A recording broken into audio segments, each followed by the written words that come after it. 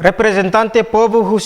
Husi posto administrativo Laclo, município Manatutu, hatou preocupação povo relaciona com inundação no calamidade neve que acontece e fulano abril tinangkotu ba presidente república. Bahira Ramata Sormalu, representante povo Laclo, Vitorino Maria de Jesus de Costa Oliveira, jornalista, e a Palácio Presidente Beropitese Stanhateten, encontrou o Presidente da República, onde a preocupação povo posto la colônia, liliu ba calamidade neve acontece e haloron hat fulano abril, ba Presidente da República Francisco Guterres Lolo.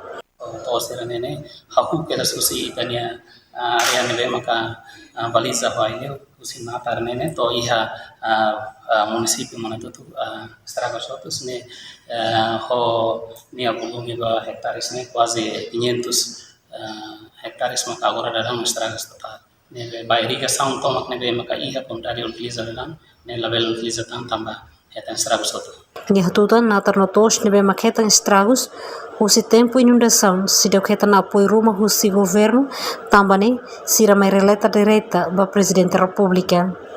E a fatin hanestan Juventude Florindo Cabral Correia hatutan, ou sormal o Presidente da República, ou de hato preocupação povo la colônia, liu quando banatar notos nebe mak durante ne povo sira sur e a tempo calamidade estrago soto no governo la tomadan, também se ramai hato direta ba Presidente da República.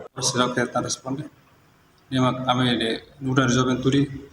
hal grupo ini ame liga karta langsung naik presidente ame karta sur langsung naik presidente. E bibane Presidente da República Francisco Guterres Lula teten niarona ona preocupação hotu nebe hato husi comunidade Laclo município Manatutu no preocupação hotu nebe makato presidente se ato ba governo liliu ba ministério relevante ato hareba questão ne